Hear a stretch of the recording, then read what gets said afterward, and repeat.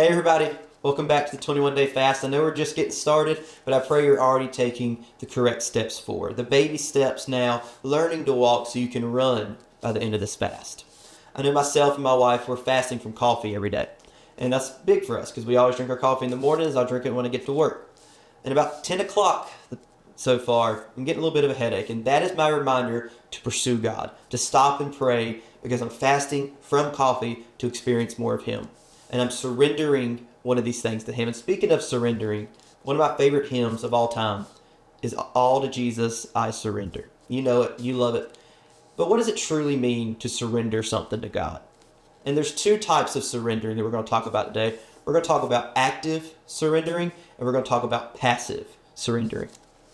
I fear that some of our temptations of coming to Christ and having a relationship with Christ is solely active surrendering, which is fine to an extent.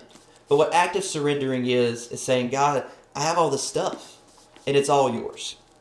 Lord, I'm giving you my time, talent, and treasure. I'm spending time with you daily. I'm spending time in church.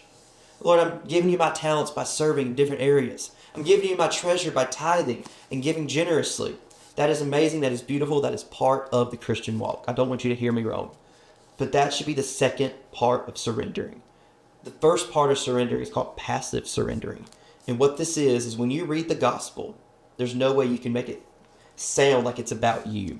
Because active surrendering is saying, God, here's my stuff. And here's the sad part. God doesn't need our stuff. Why? So why do we surrender these things? God does not need our stuff, but we need God to have our stuff.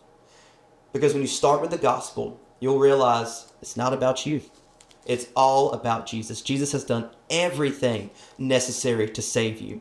And out of that, we respond with active surrendering. I want you to imagine this when you're thinking of passive surrendering. Think about a war or a battle. What happens when you wave the white flag? What's that saying? It's saying, I know what I'm up against. My back's against the wall. I can't do anything. I can't save myself. I'm helpless. That is what we're saying. We say, God, I see my sin. But Lord, you are greater and I cannot save myself. All to you I surrender. That is where our surrendering starts. It starts with giving our life to Christ. And then once you do that, then it becomes active surrendering, where we start giving Him and tithing and doing all the things that He calls us to do. I want to leave you with Romans chapter 6, verse 13. Paul says this, and do not offer any part of it to sin as weapons for unrighteousness, but those who are alive from the dead, listen to this, offer yourselves to God and all the parts of yourself to God as weapons for righteousness. It's all God's. It is our duty and privilege, once we fully surrender ourselves to Him passively, to actively surrender everything else to Him daily. I hope this video encourages you as you continue your 21-day fast. God bless.